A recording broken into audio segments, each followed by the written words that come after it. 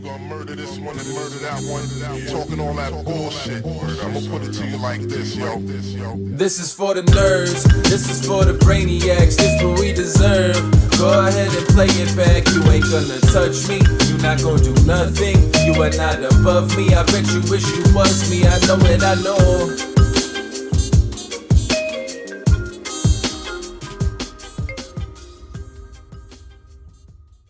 What's up, everybody? Welcome back to another episode of the Only Friends podcast.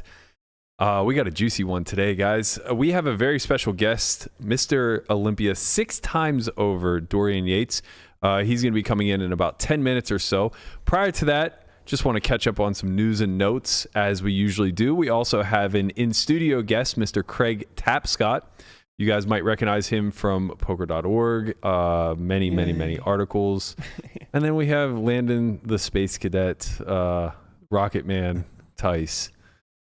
These pants are cool, man. I was going to say something about your hoodie yesterday, but then the comments got it for me. Right. Yeah. Well, yeah. Look, the hoodie was, you know what it is? It's the purple. The purple's jarring. The purple is, it's a lot to take in, you know? It just looks like you're into some shit. I don't see it, man. I'm not wrong. I'm not wrong. Craig, you did commentary on yesterday's stream. I did. Is that accurate? No, not. Or 2 days ago. On the industry stream. Yeah. Oh, right. 2 days ago. How did that all go? It was fun. I was a little nervous. Nikki made me feel at home. Okay. I've that's good. Background in entertainment and theater and things like that, but I've never commented. A little scared, you know. I understand. A little nervous. Yeah. I might do something wrong. So. That's how I feel every time I play on stream. That's how I feel about just playing in general. Yeah. You got whacked last night? A little small. Okay. But it was a good game. A lot of fun. It's definitely interesting when you're playing versus friends that are also very good, and it's the weird in between of if you just kind of show up and play differently versus like what you say you do. There's kind of a little bit of a difference, right? Where it's like being the theory guy and like taking a game plan of I'm not going to bluff today because they think I'm going to. Yeah. Well, we watched you giggle your way through a 3-street bluff against Foxton that wasn't ever going to work. Yeah, he had an ace and a jack. Unlucky. Yeah, you might be in the muck for this one. We'll probably have to cover this hand tomorrow. Yeah, it's a good one. Little wide pre, I think. Stand-up game. I mean, oh man, that makes it so much worse. Stand-up game. He already had a chip. Oh, okay, but it was progressive, right? No, not yet. Oh, okay. Well. Whatever. We'll talk about it tomorrow because... How are you going to be the one to tell me that I'm too wide? That's crazy. This is crazy talk. Do as I say, not as I do, young man. I actually got wrecked where I opened 4-3 in the cutoff where I thought the stand-up game was on, and it wasn't on. Oh, right. So then I just get like the ace, queen, 4 backdoor, and get check raised by LaPlante, and he just has 4s. Well, yeah, I mean, what are you going to do? I mean, I would have folded pre if I knew the stand-up game wasn't on. Sure, but now all these we carnival are. games. Now here we are. Add straddles and the buy-ins 3K cap now. So if they're playing 10 quarter 50, you have 60 bigs. Yeah, that's dumb. Whatever, we'll talk about it tomorrow. Here we are. For another day. Craig, why don't you let us know a little bit of how you and Dorian came to know one another? Well, in 92, I was training at Gold's Gym Venice. And he was always something that you wanted to follow and watch. He just an amazing person mentally, physically, spiritually. And he came to Gold's Venice, and he was going to train with Mike Mentzer. The guys out there knowing Mike. Mike was heavy duty. Arnold talked about doing like 12, 15 sets for biceps.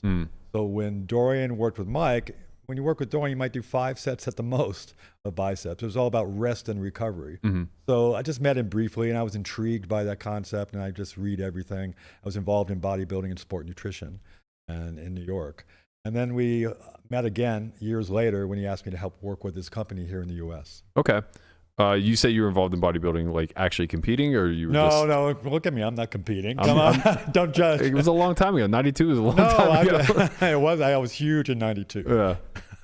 No, I was just always looking for things to improve myself, my body, mind, spirit. So I was attracted to the sport that way. And then moving to New York to pursue acting and directing, I fell in love with Gold's Gym Venice. It's just like a happening place. You could have a sitcom there. Yeah. Crazy shit's happening. And it was a lot of fun. So I just was always seeking the best information, the truth about how to improve my performance in every way. Love it. All right, let's bring in the special guest. So for those of you guys who may not be familiar with bodybuilding competition, Mr. Olympia is the biggest competition every single year. Dorian Yates won the competition 6 straight times from 92 to 97. He's given credit for revolutionizing the sport. He came in with what was dubbed granite hardness, so he was able to put on a level of mass that had never been seen before. Ladies and gentlemen, Mr. Dorian Yates, welcome, sir. How'd you do? What's up, man? Thanks for having me on. Thanks for being here. This is a big get for us. You know, we don't have guys of your magnitude just come and slum it with a bunch of poker players too often. So we really appreciate you guys taking the time. I'm sure it'll be interesting. Maybe I'll learn something about poker. You're not going to learn anything here, but we're going to learn a lot from you. That I can assure you. Dorian, Matt's doing 75 hard compared to your 360 hard. Right. So let's talk about that. I mean, I like the idea of guys making money playing a card game. Yeah. It's got to be cool, man. It's a easy way to make it's a hard way to make an easy living. Exactly. Let's put it that way. Easy one.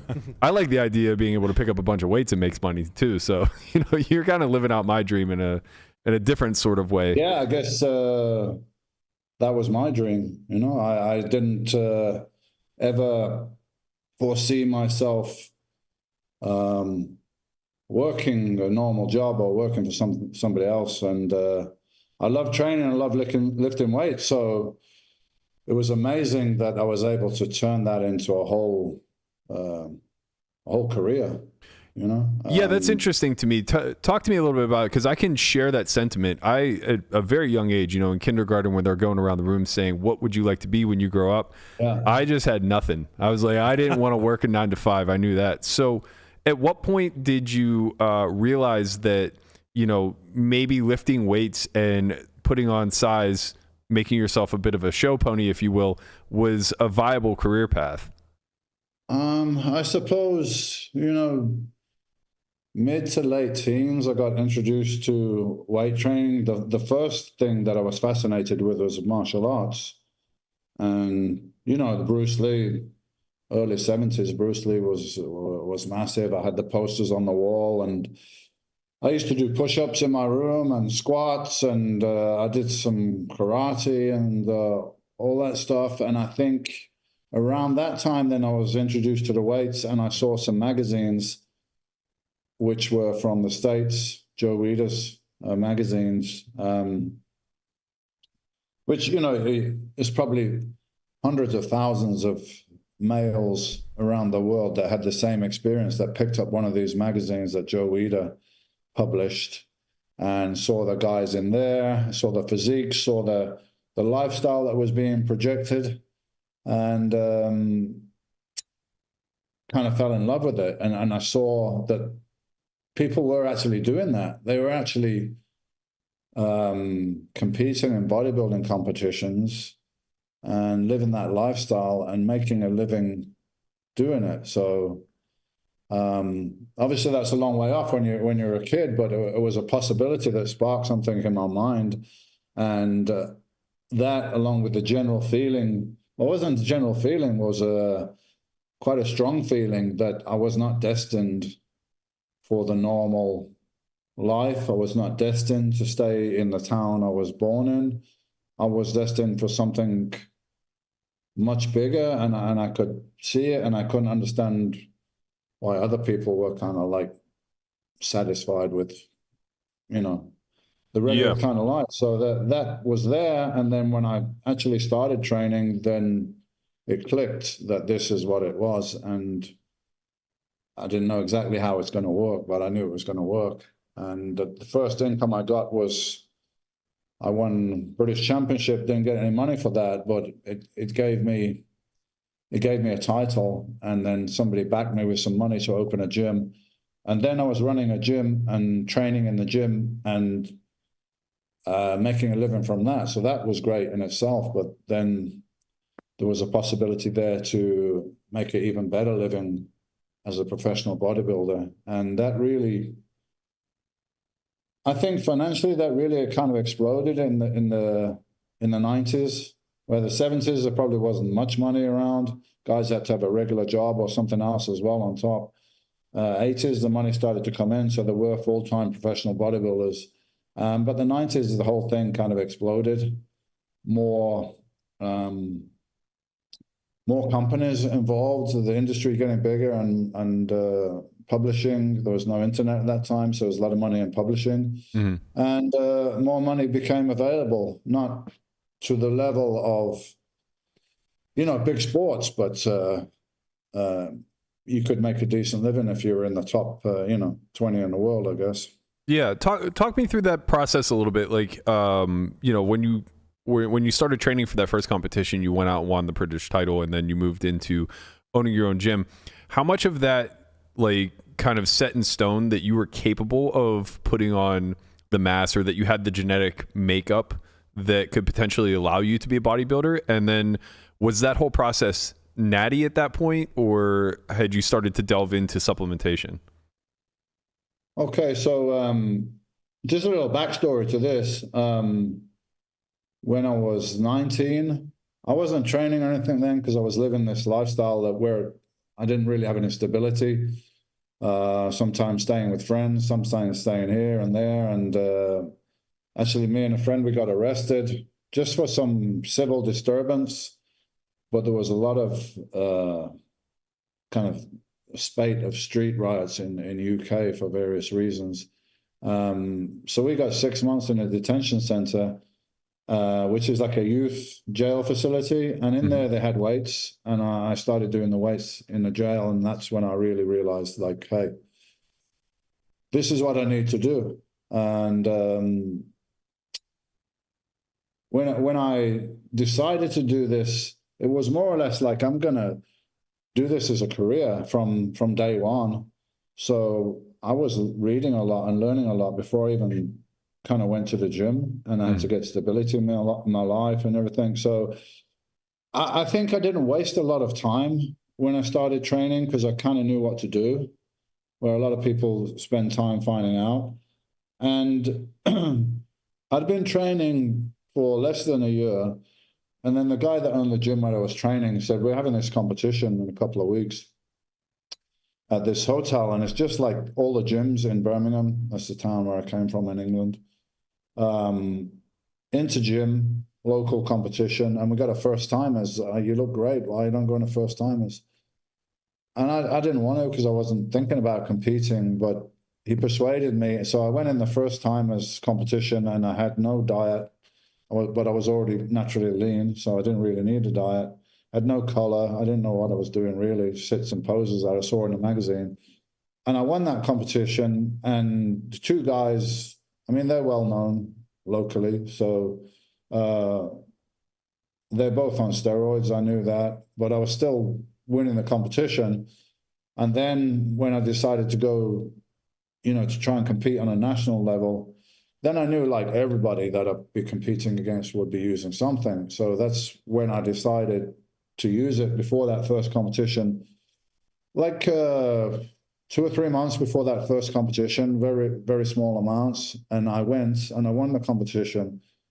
But it was more than that. It's like everybody kind of freaked out, even the judges and the officials. There was one guy there that was judged at the Mr. Olympia. So, respected opinions, and they were very impressed, and they said I was probably the best heavyweight bodybuilder in the UK at that point, and I'd been training for like a year and a half. And wow, that's incredible. I didn't really, like, I kind of was in a bit of shock. I mean, I knew I was good, but I was in shock at the response that I got. And 2 weeks later, they persuaded me to compete in a world championship. I mean, I didn't win. I got 7th place, which was kind of middle of the pack. But we talk about the best amateurs in the world. Right. So, and very little dieting on your side. Validated it quite early on, really, that, hey, this guy is special. This guy's got something, and he's going to be a champion. And that was early on. So that was really, like, put some wind behind my sails, so to speak. And give me confidence that I could take it to another level and potentially compete as a professional on that professional circuit where the money's at. prize money, potentially more money in endorsements than prize money, and various things like appearances and stuff like that we used to do was quite popular. So I'm curious then, going through that process with comparatively the first few competitions where you weren't really using much along the way of gear versus like when you got to Mr. Olympia. What do you think, if you had to estimate, what do you think like your body fat percentage was in those early competitions compared to when you were Mr. Olympia? Well, it would have to be an estimation because the only body fat testing kind of thing that I had available then was skin fold calipers, which is, they're just general. They're not, and they don't work at like very low levels. Mm-hmm. I'd get down to like 3.5% body fat. Wow. About 4 weeks out for a competition. And I knew that I'd lost more by the time I got to the competition, but it just wasn't registering because they're not that accurate. Yeah. So, we can say probably around 3%. And I should imagine my first competition was probably around maybe 5% or something like that. I was always able to get in really good shape. That's so insane. Later on, but over the years, it's just getting bigger. I didn't have a problem to get into shape. And do you think that's just like natural genetics, being able to get that lean on your own? Yeah, to some degree, it's genetics that you're able to have a low body fat, but it's also understanding nutrition and how to balance your diet so that you can reduce your body fat slowly and not burn up the muscle tissue and so on. So it's a combination of the knowledge of nutrition and training and your genetics. So I think the earliest pictures you can find of me on the internet was I'm training for less than a year. I'm 21 years old. And, it looked like kind of pretty much like contest condition. That's the way I used to walk around because I was lean. Mm-hmm. And I was always very careful with my diet as well. So I got a son and I got a daughter. They're both naturally very lean. So yeah, it's somewhat genetic, but you also got to put the work in and you've got to have the knowledge of how to, manipulate your body to get in that kind of condition. What would you guess you walk around with at like normally in a maintenance period? Well, now I don't know because I'm just training for health really, but I'm probably like somewhere like 12, 15%, I would guess. That's the goal for the rest of us. This is a picture of me with no diet, no steroids, less than a year's training. Okay, yeah. So obviously, yes, Yeah, you look like an action figure. There is this thing in bodybuilding. Well, Dorian Yates didn't have great genetics, and maybe that I kind of helped to create that myth because I said that there are some guys with better genetics than me, and if they had my drive and my knowledge, they would beat me. So yeah, there are some guys out there probably that are a bit more gifted, but very few. I was just comparing myself to a couple of pro bodybuilders, and I've always worked really, really hard. And some guys don't work that hard, and they're still, they still look great. Yeah. But fortunately, normally when things come a bit easy, you kind of don't have that drive and you don't need to really seek out absolutely the best way to do things because you're kind of there anyway. So that's the advantage that I had. I was genetically gifted, but I was also very driven and very passionate about what I was doing and very interested in learning and experimenting and keeping records and all that kind of stuff. I was basically my own kind of coach and my own experiment that I was doing. How long did it take you then to graduate from those early level competitions to competing at the Mr. Olympia to winning the Mr. Olympia, especially if kind of as you're saying it, you were kind of going about this on your own? Yeah, so it's changed a little bit now how it works, but basically it was you have amateur competitions. So you would normally have like regional competitions. So, whatever your state or your area. And then if you won one of those, you could go to the national championships as an amateur. Mm-hmm. And if you won your national championships, like in my case, I was British champion. So if you're British champion, there was one person a year from certain countries that was allowed to turn professional. So, hey, this is your best guy from whatever year.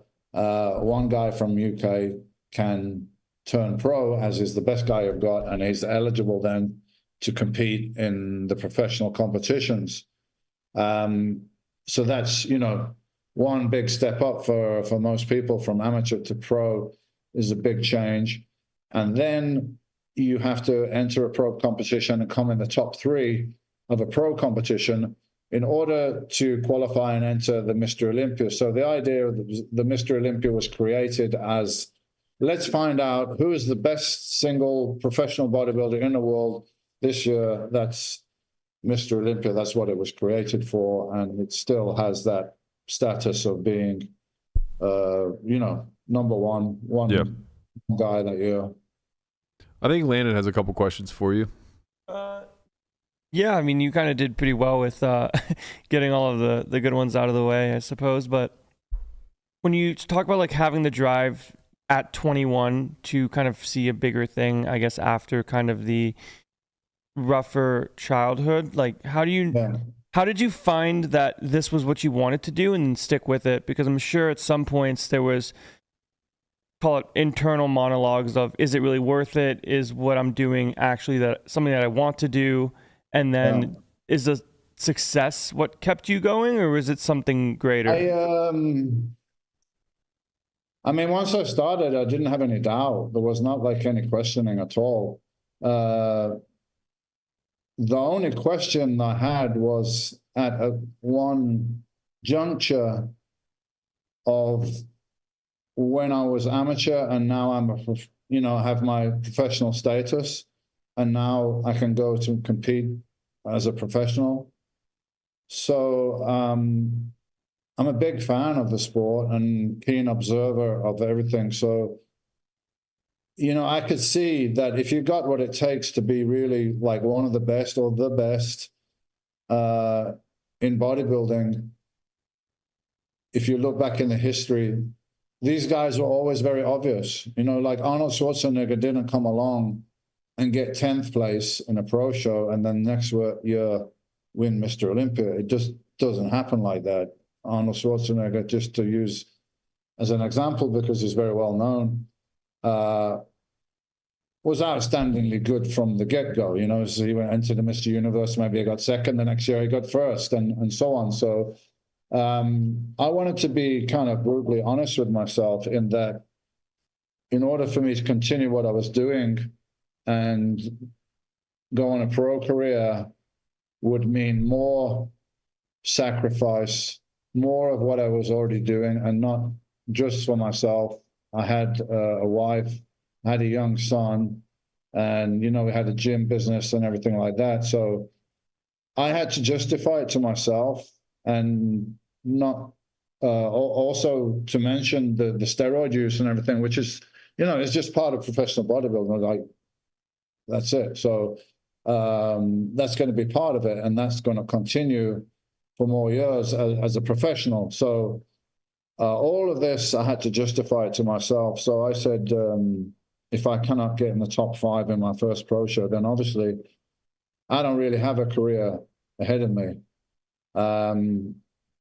But fortunately, I got second in my first pro show, and very positive reaction, and I got flown to California by Joe Weider to appear in the magazines, which was, at the time, that's it. If you get in the magazine or if you get on the cover, you've really made it. And that happened on that first contest. So it was like a checkpoint there, whether this is really for me to continue to do this and pursue it as a career. The answer was yes. What do you think you would be But doing? I did put myself under pressure. Yeah, absolutely. What do you think you'd be doing if that didn't work out? Like, has that thought ever crossed your mind? If at that point, let's say I got sixth place or something, I would have, because I had my gym. This was late 80s into 90 when I first did this competition, and gyms were fairly new things. There were not gyms on every corner. They were not like corporate gyms. It was just like a few independent gyms, and it was growing the interest. So I should imagine I would have just opened more gyms and continued to do that. I was already making like, an okay living, more money than all my friends that I grew up with just by having one gym. So, open 2, 3 more, I should imagine, but it wasn't something that I had to think too hard about because the answer was there. Right. So, like, I suppose once you were kind of all in on fitness in some regard, you're just going to keep at it in some way, whether it would have been through pro shows or through owning gyms. Yeah, no, absolutely not. Like, hey, I'm not good enough to be a professional bodybuilder, so screw this. Not at all, because I do love it. I love going to the gym. I love pushing my body. I love everything about that. I love the discipline. So I would have continued to do it, but just not to the extent that's necessary to be a pro bodybuilder. I probably would have kicked back and relaxed a bit more, spend more time with the family and friends and having a more relaxed lifestyle. But I got second, so it was like, okay, let's, so all in now for a professional career. And I enjoyed the challenge, the day-to-day discipline, and having this all-consuming focus and goal. Obviously that don't last forever, but at that point, that's how I felt. That's super relatable to me. I feel like that I've designed a life that is predicated off of like discipline and drive and a lot of the virtues that you're kind of speaking to. And the gym does serve itself as a very nice outlet for all of these things. Absolutely. I mean, I say the gym is a microcosm of life, because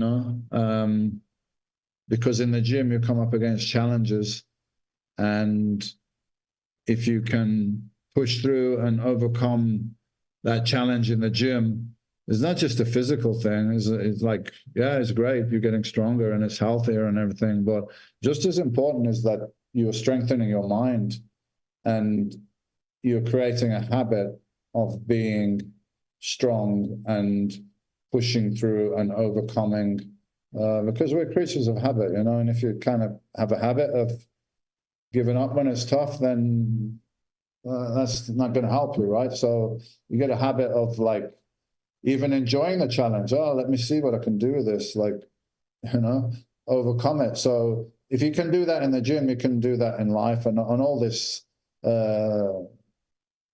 traits and disciplines that we learn from the gym can be applied everywhere else in your life.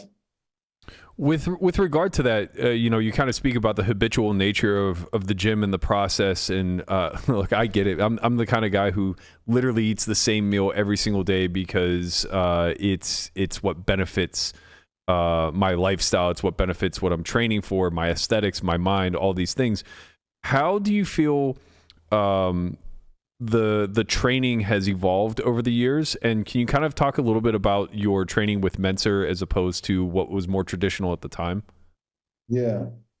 Well, the thing with Menser is like, I read all his stuff in the magazines, and then that prompted me to read Arthur Jones, who was the original proponent of high intensity, short, intense training, if you like, who was the guy that made the Nautilus machines.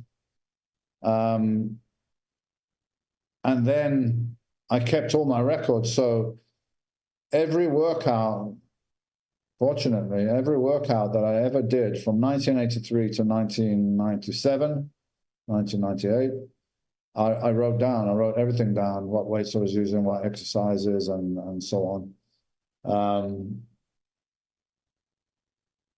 So it was like, over the years, I analyzed all this data, and I noticed if I trained too frequently, if I did too much work as far as volume, then things would kind of come to a halt.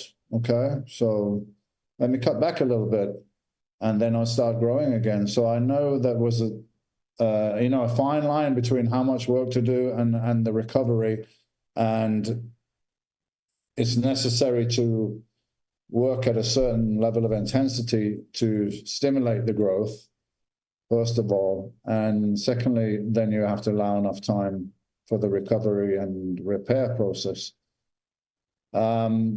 So I was always training and kind of along those lines, less sets and less frequency than other competitive bodybuilders or pro bodybuilders. So when I met Mike, I was already training pretty much like that.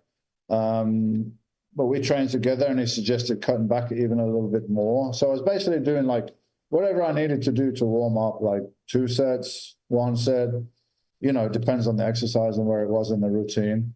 And then doing a set to failure, and then a minute or 2 minutes later, doing another set to failure. So like 2 sets on everything just to make sure it's done. So Mike said, like, maybe cut back to just doing 1 set. So it's a little bit further reduction in volume. Mm-hmm. And I did that, and I got another little period of growth. So I think I trained with Mike like 3 times, and we exchanged information on training. And kind of, I was like a fan when I met him, because he was one of the guys I really looked up to. So that was the relationship. It wasn't like a coach of mine, really. It was just somebody I admired, and he gave me a tip there. And I was happy because Mike was somebody I looked up to, as I said, and the fact that it was associated with me at that point, and I was Mr. Olympia, was very good for his training business and everything. Mm-hmm. So I think my training it kind of looks like a hybrid, really, between a conventional bodybuilding and the extreme, very low volume HIT. And how has it evolved to now? I don't think it has really evolved to now. I just think there's more and more opinions because of the social media and so on. And lots of nice exercises as far as like using different equipment, bands and different exercise angles and everything. Is it that useful? Not really, because sometimes I think the whole spirit of pushing into that zone is what really does the job. Like, you could debate about one exercise or technique or something could be better, but at the end of the day, it's about the effort. And sometimes it feels like now it's got a bit sanitized, and everyone's filming their workouts and wearing the latest workout gear, and it's a different thing. It's like a fashion, where before it was smaller and people were just more there for the training and the essence of the training and pushing themselves and seeing what they could do and see if they could outlift their friends and all that stuff, and screaming and shouting and dropping chalk on the floor. And we miss gym culture for sure. Frowned upon now, Yeah. Now you go to the gym and you make a noise and drop the weights, and like people are looking like, what's up with that? That's disturbing us. Yeah. Which is a shame, because there would be no fucking gyms without bodybuilders starting them in the first place. Right. Do you then subscribe largely to the notion that, like, the core lifts, let's call it a lot of the Olympic lifts, so to speak, the power lifts, do you think that, like, the vast majority of your gains in volume are coming from those core lifts, or do you think it's important to branch out to a lot more of the supplementary stuff where you're targeting specific muscle groups? Your core is always going to be those basic exercises, basic compound exercises, which engage the muscles more naturally than, let's say, isolation exercises. But to be a bodybuilder, as in competitive bodybuilder, you need both, right? Because you need the compound exercises to engage like the mid-range of the exercise, that's why those exercises are generally known for more as a size builder. And then you need to isolate, use some isolation exercises in various areas to give that look of a bodybuilder. If you were just training for health and so on, I mean, really you only need to do the compound exercises. And it's a huge industry, right? Because you've got the social media, YouTube and everything now. So you got so many people trying to make money off being coaches or trainers or whatever they're trying to do. So they're always looking for something new, to promote something new, to make themselves stand out. But you can't replace hard work, you know, it don't matter what you do. So, and what did I do for chest? You know, 2 pressing exercises and an isolation exercise normally. So it could be decline press, incline press, and flies. What did Arnold do? Bench press, incline press, flies. What did Lee Haney do? Bench press, incline press, flies. What did Ronnie do? Bench press, incline, dumbbell press, flies. Like, we all do the same stuff because they're the best exercises, and now people are trying to invent new things. I have to tell you, this is a little discouraging to me, Dorian, because I've also been doing incline bench press and flies, and you know, I'm not really stacking up the way that you guys do. But you're probably a better poker player than me. That could possibly be true. I think Guapo had a question for you. I do. It's sort of a 2-part question.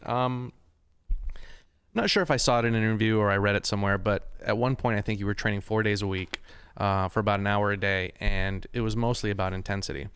My question is this: social media influencers who are in the fitness space, for someone who's trying to not necessarily get into bodybuilding, but someone who is just trying to train, when you look at all this information, let's say on YouTube, it seems very complicated and there's just a ton of information.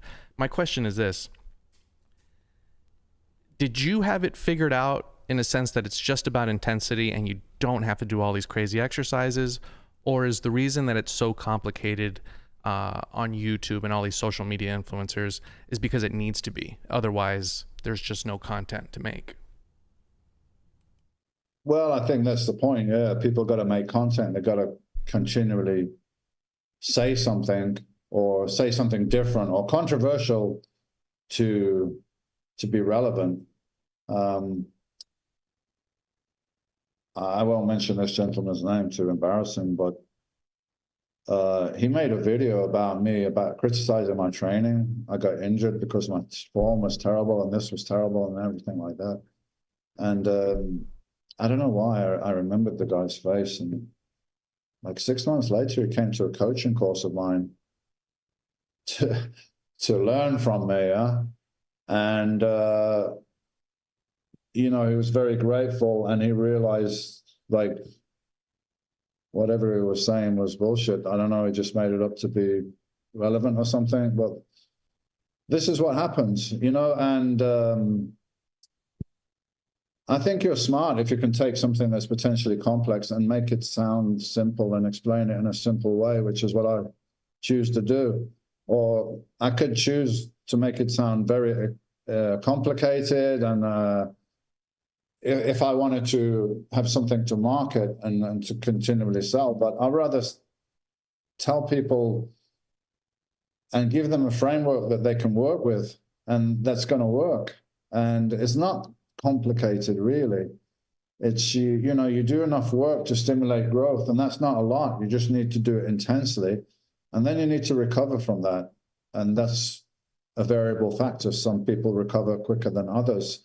If you're using steroids, you're going to recover a lot quicker, which is why, yes, people can train 6 days a week and still make gains because they're using a lot of steroids to recover. Well, yeah, but Dorian used steroids. Well, yeah, I did, but I'd rather have the combination of the most effective training and the steroids rather than using steroids to make up for my ineffective training, because otherwise I wouldn't be able to recover. So that's the case. For the average person, they train 3 or 4 times a week, and you know, they've got a job, they've got a family and so on. They're going to need those recovery days, very important. And I always say to people, I challenge them, if you're not gaining now, like, what do you have to lose, right? take a week off, have a nice rest, and come back to a much shorter routine.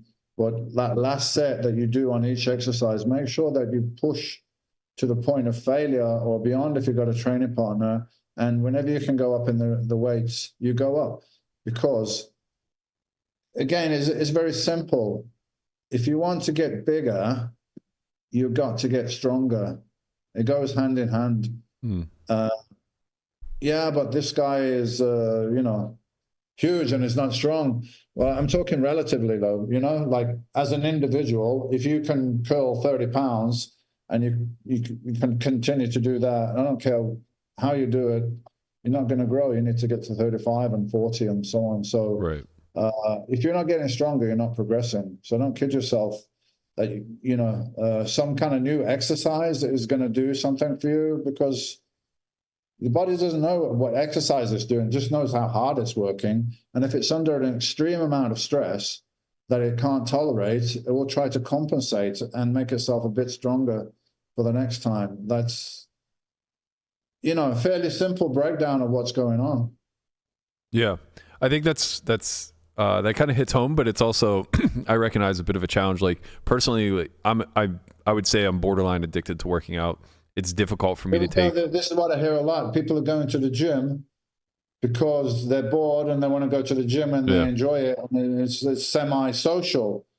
Hey, if that's what you want, it's cool. But if you really want to go to get the best gains, then you don't need to be going too often. Mm-hmm. And if you're really pushing, you won't want to go, man.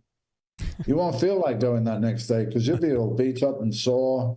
And that's what you should feel like. If you don't listen, if you're like, hey, I'm happy with my physique, I'm happy with everything, I just want to go to the gym and train and I feel good and it makes me feel good mentally. And yeah, it's all good, knock yourself out. But if you want to gain, you want to get bigger and stronger, then you've got to really push it and you've got to take time off to recover from it. So I want to talk a little bit about longevity and the rest and recovery and things of that nature. I guess I brought up that I like to train daily, maybe not necessarily with weights, but you figure out. That's okay, man. You could do one day weights and another day a little cardio or Pilates or yoga or something of a more restorative nature. Mm-hmm. That makes sense. Yes. How do well, I guess especially now that you're like post bodybuilding, how do you see the next 20 years or so moving forward for you? I assume that you're still planning on training. What do you do for longevity? Are you into things like HGH, peptides, things of that nature? Because I know that once I got into my late 30s, early 40s, this was the route that I started to examine. The body just starts to decline, but a lot of it's because we ignore it. Well, I had some injuries from my bodybuilding career and years of heavy weights. Maybe it has some, negative effects on your posture and the way you stand and things like that. Normally you've got rounded shoulders because the pecs is bringing the shoulders round and pinches on the front and all these things. And actually it was, I had a psychedelic experience and I was shown all that during the experience, and I came out and I said, I got to try some yoga. I didn't really know anything about yoga except it's something that women do, and I wouldn't normally be that interested in it. But yeah, I took up yoga and breath work and everything like that. So now I combine, I'll do some resistance weight work. It's not that heavy because of injuries and stuff like that. But the purpose of that is basically to maintain my muscle mass as I'm getting older. Mm-hmm. So I do in the gym twice a week with weights. One day upper body, one day lower body. Normally that's it. I do yoga. I also do Pilates. So I might do one yoga and one Pilates a week. And I do some high intensity interval cardio. So it's 1 minute easy. I use an air bike because it engages the most muscles. So I do like 1 minute easy and 20 seconds absolutely all out. And I do like 4 circuits of that. So it's probably like 7 or 8 minutes total. I do that twice a week. And I do like a bike ride and a walk. So just general activities. So a nice combination of everything as far as the exercise goes. Yes, I'm on TRT, and only recently started using a little growth hormone. Okay.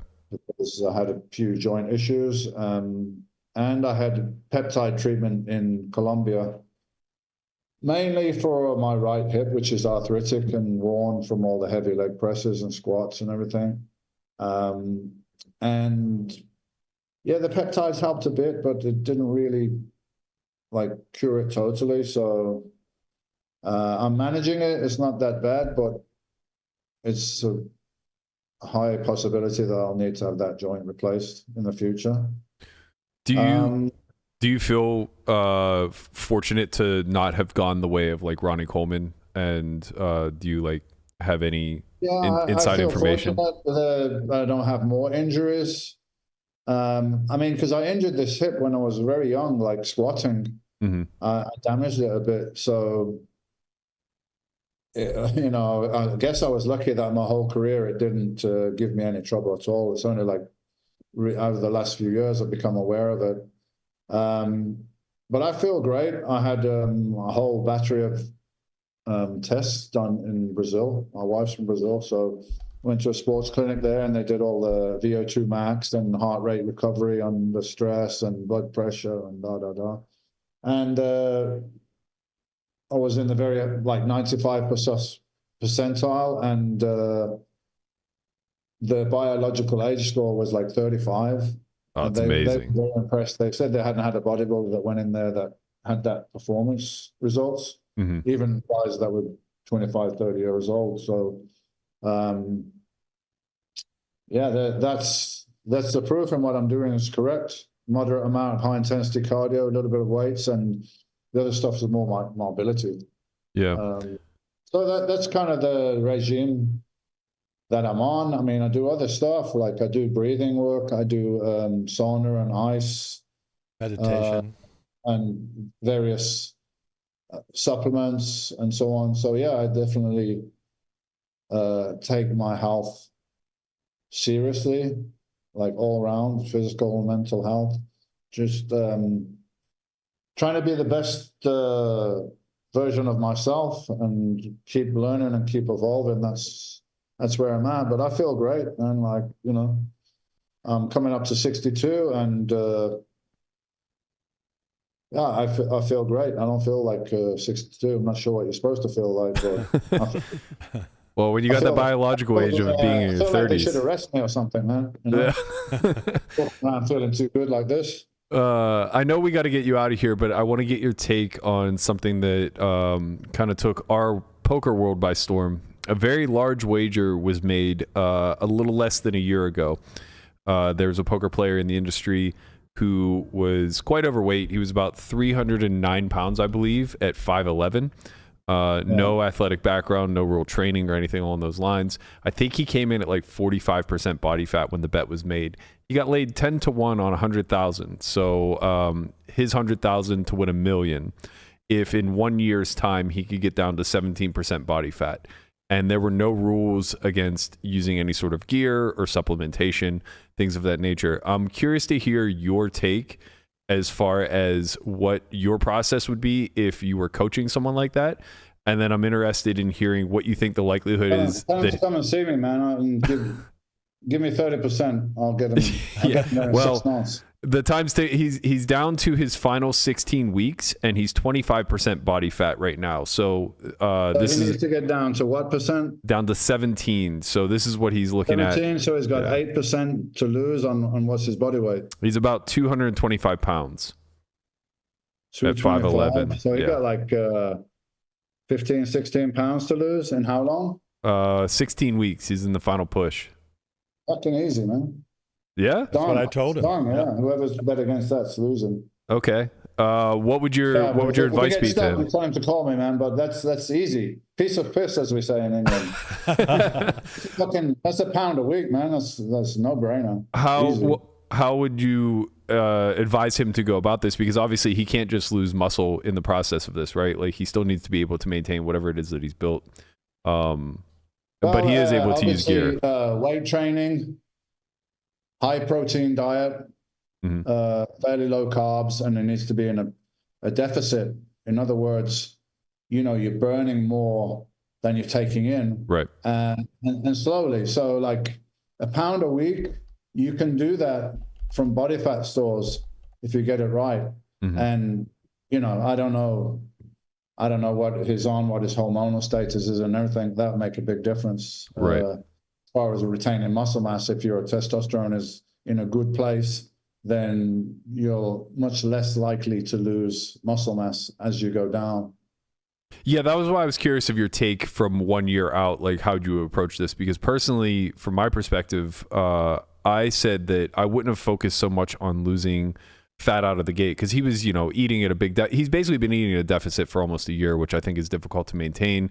He came out of the gate doing like a lot of cardio, shed a lot of weight quickly, like 30-40 pounds in maybe the first month or so. But given the fact that he's able to use gear, if I were in that state, I think I would have just focused on putting on lean muscle mass right out of the gate as much as humanly possible. And then whenever we got to this point of the final 16-week push, just focusing on a cut. I mean, it depends how mobile he was when he started. That's right? True. Yeah. Sometimes somebody in that condition, they can't go straight in to doing what you got to be careful with what you're doing. But absolutely, stimulating the muscle mass is going to keep it's going to elevate the metabolism. I tell people, like, muscle mass is like the engine in your car, right?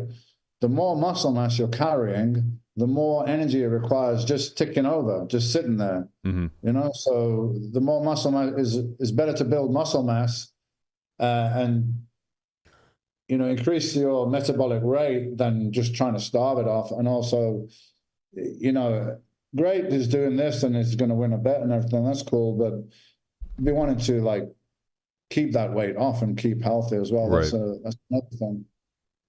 Yeah. Do you think that somebody like who goes through this sort of massive transformation over the year's time, do you think that the likelihood of bounce back is really high, or is this maintainable? There's a lot of factors there. I mean, not just physical, psychological, like, I don't know about his life and his lifestyle and all this stuff. And if his only motivation to do this is just to win some money, and when that's gone, maybe it's not there. So it's an individual motivation, but he got that weight off. And if he really wants to do it and is disciplined, yes, he could keep it off. Yeah. I'm on that side as well. I think like there'll be some bounce back, maybe he ends up walking at like 220 for the rest of his life, but that's a big change from 305, 310, or 310, whatever. Yeah, when I'm helping somebody lose weight, or when I was doing it myself, I wouldn't be on a deficit all the time.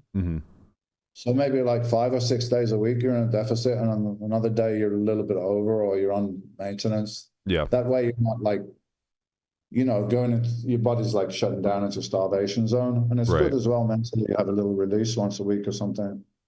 Yeah, I'm currently cutting. That's very close to my process, but that's also why I'm going to end up at like 14 or 15% instead of 3 or 4 or whatever the hell you were able to get down to. Yeah, but I mean, this is an extreme for a competition. It's not necessarily healthy or something that even a professional could maintain for very long. Yeah, it's an extreme for a competition. It's not practical. And I have a theory that people have like a set point, genetically. Yeah. You have a kind of a set point where your body is comfortable. Right. And maybe mine is a bit lower than the average. And like if you're trying to force yourself, below your kind of natural level, if that makes sense, then that's a losing game, Yeah. Yeah, I agree with that. I think at some point, healthy level of body fat that you can maintain without depriving yourself. I think that's a good goal. Unless you want to compete, then that's a whole different story, right? Yeah, I think we all have a homeostasis point, but you want to, at least from my vantage point, I think you want to keep challenging it. It is malleable. So maybe naturally you're supposed to rest at 20%, but the more that you push, the more athletic you become. Maybe that number gets down to like 16 or something along those lines, which I think is a good process to try to push yourself through in order to maintain a healthy. 15 is good, is a good healthy range without having to deprive yourself or influence performance negatively. Yeah, I agree. All right. Well, I know you have to get out of here. I really appreciate this. I gotta go to the airport and pick up my daughter, so I'm gonna fly. But thanks for having me on, guys. It's been interesting. Thanks for coming, Dorian. Yeah, thank you so much. This was fantastic. Really appreciate you. All right. Enjoy the rest of your day, and I'll speak to you soon, Craig. Yeah. Okay. Have a good day, man. Talk to you soon. See you, Dorian. Ciao. All right. Well, I got to ask him about half as much as I wanted to, so that was good. You could have talked to him for 3 hours. Oh, easily. I mean, we didn't even get into like the Mr. Olympia stuff, which I would love to hear his thoughts based off of, the time that he competed. I think like he basically transitioned into the Ronnie Coleman era. Like he may have retired right before Ronnie won it, I believe. And then from there into the Jay Cutler era, and now more modern times. But he only retired because of the injuries. He could have won many more. Sure. He wasn't challenging Arnold anymore. When he tore his bicep or his pec, he chose to just, I think I've done what I wanted to do. Yeah. And just moved on to, which we didn't get into, more longevity. He's very much into body, mind, spirit. He's worked with Dr. Joe Dispenza, those kinds of guys. Wim Hof, he has him on his podcast. He didn't mention his podcast, which just came out with Tom Platz.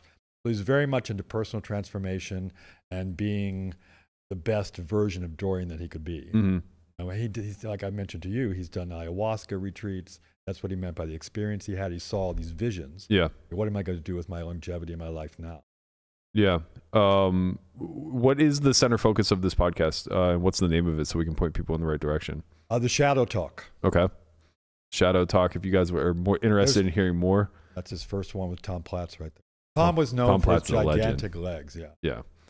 It's funny how different guys in the industry are kind of just like known for different aspects of what they're able to develop. Like for Dorian, it was just sheer size and volume. Exactly. Guy like Platz, it was his legs. For me, it's gonna be my pants. Your pants. It is clearly leading the way. Unfortunately, Landon, it is the pants. When Tom would come into the gym in my early days at Gold's Venice, and he would go to the squat rack, the place would get quiet. The Barbarians, I don't know if you know about Barbarian Brothers are in there. They would scream and fight and scream when they lifted, but everybody would be silent and walk to the squat rack, and you'd see him just squatting all the way down to his butt almost on the floor. Yeah. And coming up. He was a fairly short dude, though. Mm-hmm. So it was just amazing to watch Tom's mental discipline to be able to do that. Yeah. Ass to grass squats are no joke. For sure. This is going to be, it's funny because this is going to be probably the biggest guest that we ever have on as far as like who he is to the rest of the world, and probably one of our least viewed views, which is really unfortunate, but I don't care because like to me this stuff is where my additional interests lie outside of poker, and I think that the crossover is so massive. Like I don't think people understand what it takes to be an extreme athlete like this and to put yourself in a position where he kind of glossed over it, but the decision that steroids are just going to become a part of your life and you're going to do it like at some level of efficacy where you're keeping the future in mind, but you're also trying to maximize whatever it is that you're trying to accomplish now. That's not a difficult thing to just rationalize away, and I think we see a lot of it now with guys like the Mutant, who's just a social media star that's willing to eat ice cream for every meal and just Sam Salak, that dude, what's his name? Yeah. Sorry. I'm getting to. Well, you're thinking about Sam, right? Yeah, I'm thinking about Sam, but the Mutant also is like he's eating Lucky Charms and getting big, but yeah, absolutely. Right. But the guys, Lee Priest, another body, he's like, lay off the dude. I ate that shit too back in the day. He's trying to get calories in because he's just crazy training. Yeah, we forget about the rumors of Michael Phelps eating 10,000 calories. Like I don't know how accurate the 10,000 number was, but I hung out with Phelps in Vegas before. I was in his suite, and I have to tell you, I saw a smorgasbord of food. We're talking like a chef's table of just like food from corner to corner. and it was the highest calorie, lowest nutrition stuff that you could get your hands on. You know, it was ding dongs, it was chips, it was all the trash that you could imagine. And you're looking at this guy as like a marvel. He's just like the most extreme athlete you've ever come in contact with, one of the most decorated Olympians of all time. And then you're looking at what he's consuming, and it's like, bro, you have to be like some sort of rocket ship to just be able to fuel your body with this and have it function well. Because if I did that, there's no way. But it's like, well, of course not, because you're not expending that level of energy. Exactly. You know, I'll never do anything in my life that will expend 10,000 calories. I wanted to find out and see what the transition was in Dorian's mental discipline and how it translates over to poker.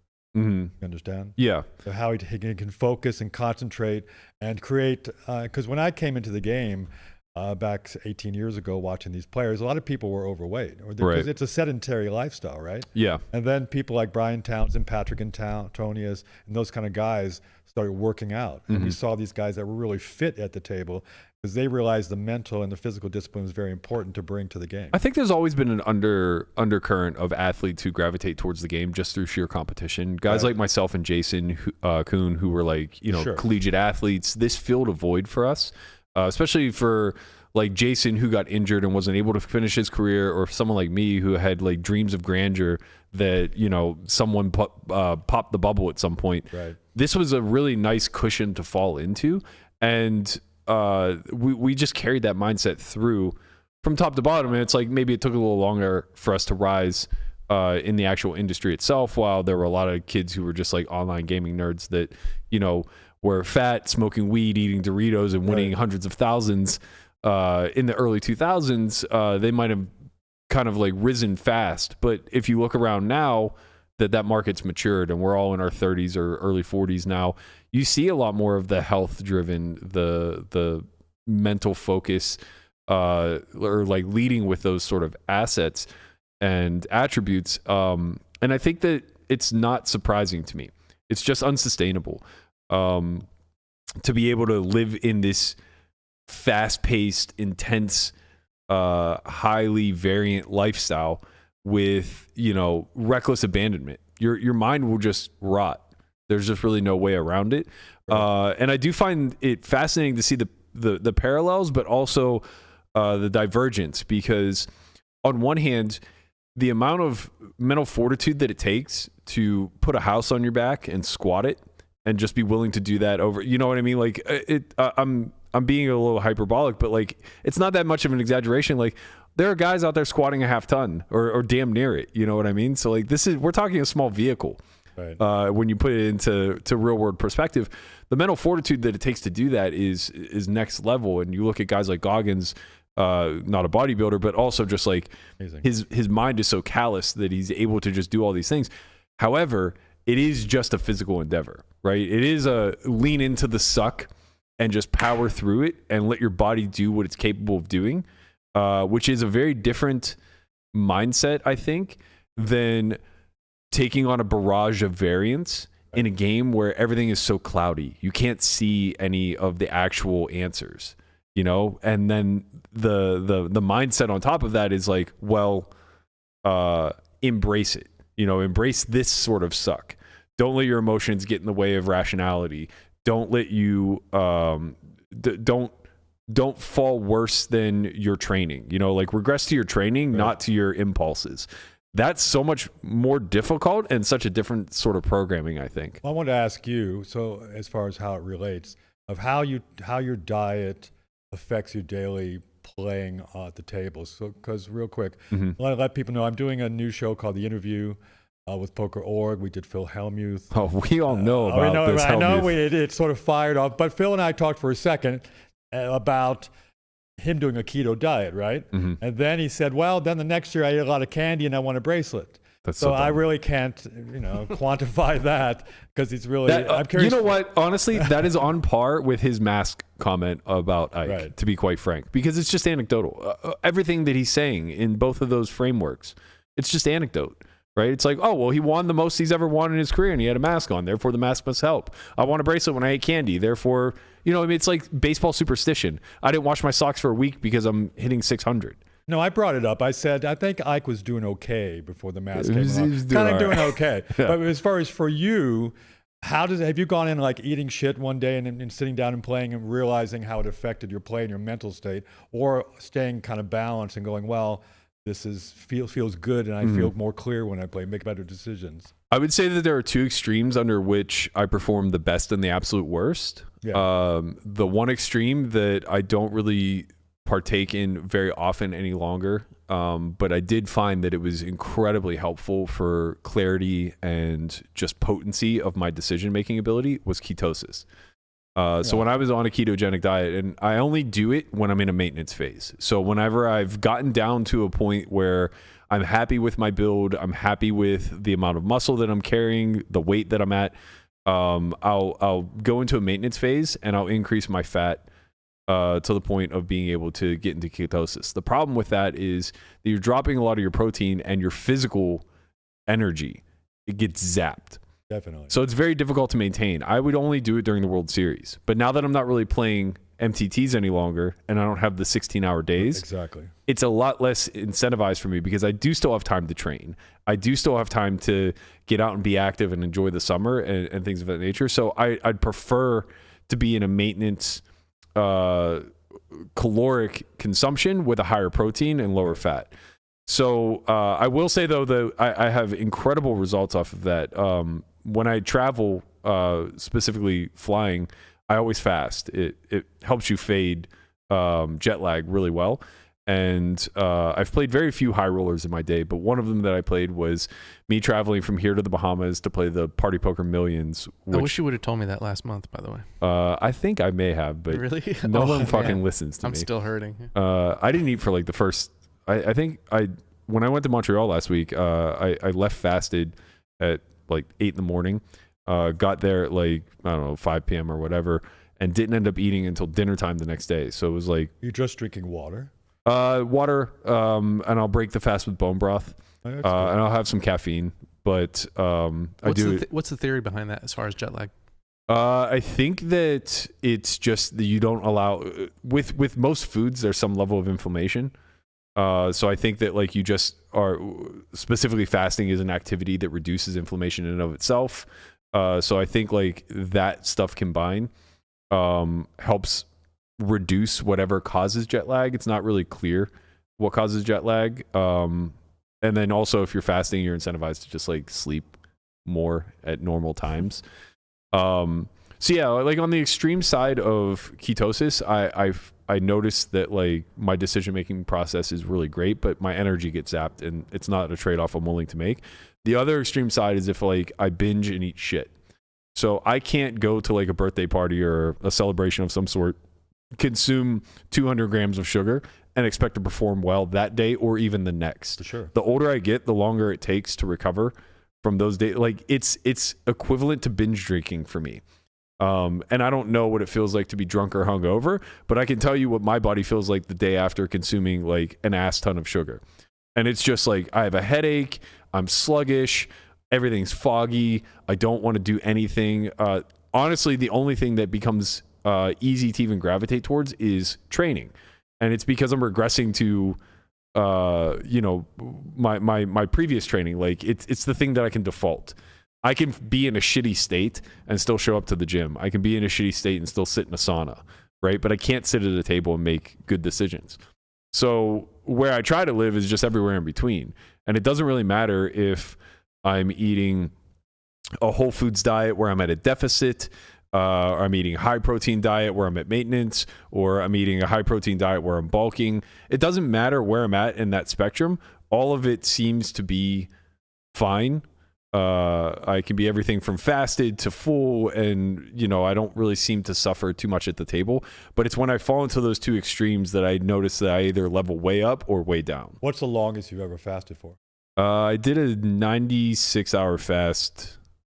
Man, this must have been 2018 when keto first became like a thing. I think that was the first way that I got into ketosis. So I started to tell the story about the Party Poker Millions, but I left here on some morning, got to the Bahamas in the night, and played a 3-day 25K and didn't eat until I busted.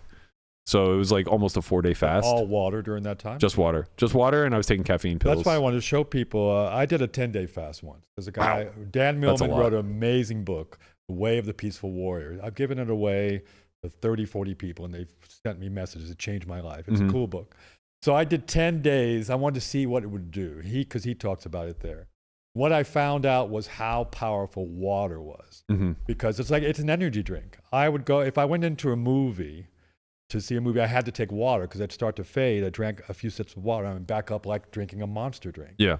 So I think we underestimate the power of really clean water. Yeah, I think that's accurate.